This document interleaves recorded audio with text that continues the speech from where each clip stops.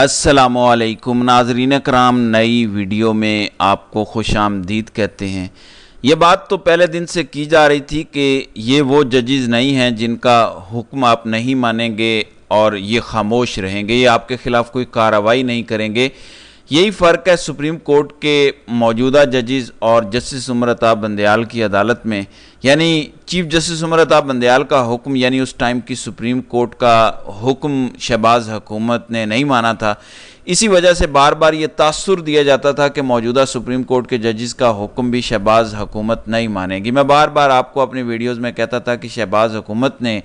इस फैसले को रोकने के लिए, इस फैसले को ना मानने के लिए जो करना था वो कर दिया। अब सुप्रीम कोर्ट के 8 जजेस के धमाके का इंतज़ार करें। आज सुप्रीम कोर्ट से बड़ी खबर आ गई है। हर गुजरते दिन के साथ तमाम तर नज़रें सुप्रीम कोर्ट पर बढ़ती जा रही हैं और डेवलपमेंट भी बड़ी तेज़ी से हो रही है, सूरत हाल भी बड़ी तेज़ी से बदल रही है। सबसे अहम सवाल यह है कि क्या किसी एक शख्स के ख़िलाफ़ कार्रवाई होने जा रही है या एक से ज़्यादा लोग हैं जिन पर आर्टिकल 6 या मिसकंडक्ट की तलवार चलने जा रही है। सुप्रीम कोर्ट से इस हवाले से कौन सी बड़ी खबर आई है, तफसीलात से मैं आपको आगाह कर देता हूँ। नाज़रीन इकराम, chief election commissioner Sikandar Sultan Raja, जिनकी सबसे पहले जिम्मेदारी थी सुप्रीम कोर्ट ऑफ पाकिस्तान का हुक्म मानने की, सबसे पहली तलवार तो सिकंदर सुल्तान राजा पर चलनी है। लेकिन सवाल यह है कि क्या सिर्फ चीफ इलेक्शन कमिश्नर घर जा रहे हैं या सुप्रीम कोर्ट के 8 जजेस, वही 8 जजेस जिन्होंने तहरीक इंसाफ के हक में फैसला दिया था मखसूस नशिस्तों वाले केस का, वो कई और लोगों को भी घर भेजने जा रहे हैं। कई और लोग भी हैं जिन पर आर्टिकल 6 या मिसकंडक्ट की तलवार चलने जा रही है। वो कौन कौन से लोग हैं मैं आगे चलकर बताता हूं। सबसे पहली बात तो यह है कि नए चीफ जस्टिस मंसूर अली शाह को पिछले 24 घंटों में मैनेज करने की कोशिश की गई। मैंने कल भी आपको ये खबर दी थी कि मंसूर अली शाह की अटार्नी जनरल से मुलाकात हुई। उस मुलाकात में मंसूर अली शाह को मैनेज करने की कोशिश की गई, उन्हें एंगेज करने की कोशिश की गई, क्योंकि उसके फ़ौरन बाद कौमी असम्बली ने इलेक्शन बिल एक्ट जो है वो मंजूर किया और इलेक्शन एक्ट बिल मंजूर करने के बाद ये तासुर दिया गया कि अब सुप्रीम कोर्ट के हुक्म पर अमल दरामद नहीं किया जाएगा। बाखबर सहाफ़ी, ख़ास तौर पर वो रिपोर्टर्स जो इन 8 जजेस में से कई जजेस के साथ राब्ते में हैं, जिन जजेस ने तहरीक इंसाफ के हक़ में फ़ैसला सुनाया था, वो कल से ये बात कर रहे हैं कि वो तमाम तर 8 जजेस जो इस टाइम छुट्टियों पर हैं, जैसे मंसूर अली शाह के अलावा, क्योंकि इन 8 जजेस में सिर्फ मंसूर अली शाह हैं जो इस टाइम सुप्रीम कोर्ट में मौजूद हैं, बाकी 7 जजेस छुट्टियों पर हैं। जस्टिस मुनीब अख्तर कराची में हैं, जस्टिस अतर मिनल्ला के हवाले से कहा जाता है कि वो शायद बलूचिस्तान में हैं, जस्टिस शाहिद वहीद भी लाहौर में हैं। तमाम तर जजेस गर्मियों की छुट्टियाँ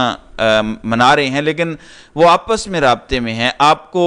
अपने पुराने व्लॉग्स में कई दफ़ा ये इतला मैं दे चुका हूँ कि वो तमाम 8 जजेस सूरत हाल को मॉनिटर कर रहे हैं। शहबाज हुकूमत ने जो करना था वो कर लिया,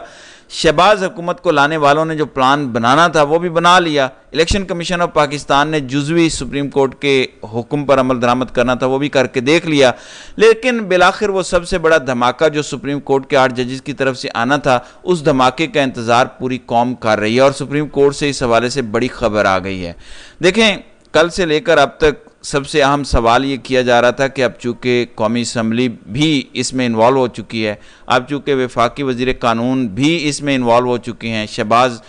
शरीफ इन्वॉल्व हो चुके हैं। पहले तो ये था कि सिर्फ chief election commissioner supreme court का हुक्म नहीं मान रहे, क्योंकि सुप्रीम कोर्ट ने अपने मुख्तसर हुक्मनामे में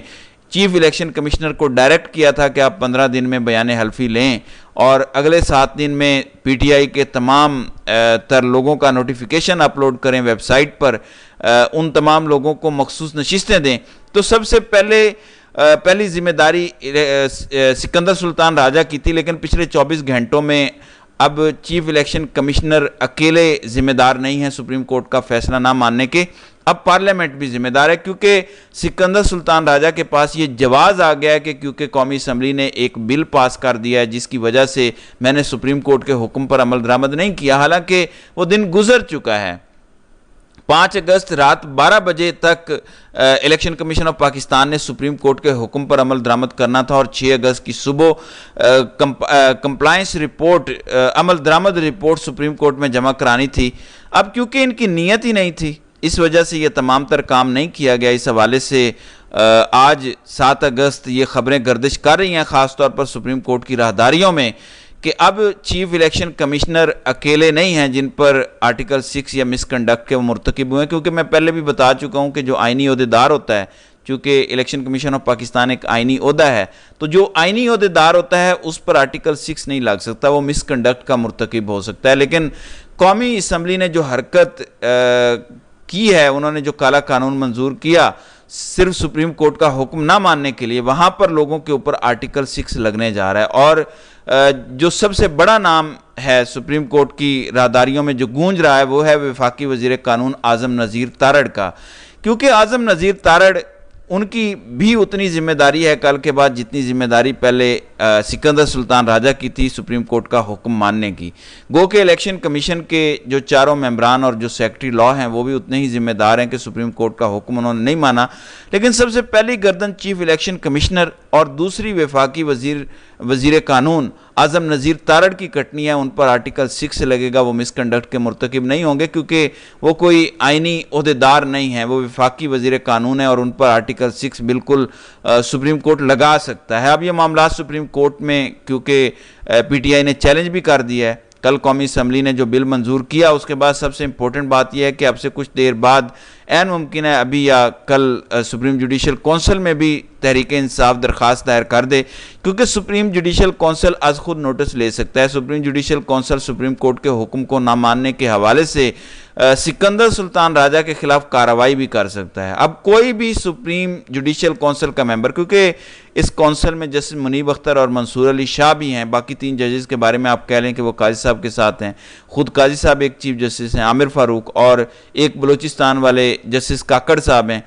اب یہ خبر گردش کاری ہے کہ ایک نہیں 2 لوگوں کے خلاف کارروائی ہونے جا رہی ہے، اور وہ 8 ججز جو اس ٹائم آپس میں رابطے میں ہیں، جو اپنے اپنے تفصیلی فیصلے لکھ رہے ہیں، وہ کسی بھی ٹائم ان دونوں لوگوں کے خلاف کارروائی کا حکم دے سکتے ہیں، کیونکہ اب ڈیڈ لائن ختم ہو چکی ہے۔ سپریم کورٹ نے جو deadline election commission of Pakistan یا حکومت پاکستان کو دی تھی، اب وہ ڈیڈ لائن ختم ہو چکی ہے، کہانی ختم۔ اب سپریم کورٹ کے ان 8 ججز کے دھماکے کا انتظار کریں، جس دھماکے کے آنے سے پہلے ہی سپریم کورٹ میں یہ خبریں گردش کرنا شروع ہو گئی ہیں کہ بہت تیز تلوار چلنی ہے سپریم کورٹ میں۔ آج سے یہ خبریں گردش کر رہی ہیں کہ جسٹس منصور علی شاہ کو جو مینج کرنے کی کوشش کی گئی، انہوں نے ڈائریکٹ انکار کیا، سخت رد عمل دیا، سخت جواب دیا اٹارنی جنرل منصور عوان کو، اور یہ بھی کہا گیا کہ جو سپریم کورٹ کے 8 ججز کا فیصلہ ہے، ہر صورت اس فیصلے پر عمل درآمد کیا جائے گا۔ میں نے کیوں کہا شروع میں کہ یہ وہ ججز نہیں ہیں جن کا حکم آپ نہ مانیں۔ آپ کو یاد ہوگا اطہر من اللہ نے کچھ دن پہلے نیو یارک بار کونسل سے خطاب کیا تھا، جس میں انہوں نے امرتا بندیال کی عدالت کے ایک فیصلے کا حوالہ دیتے ہوئے کہا تھا کہ جو ججز مضبوط ہوتے ہیں، جو آئین پسند آزاد ججز ہوتے ہیں، ان کو اپنے فیصلے پر عمل درآمد کروانے کے لیے کسی ادارے کو نہیں کہنا پڑتا، آزاد مضبوط آئین پسند ججز اپنے فیصلے پر خود عمل درآمد کراتے ہیں۔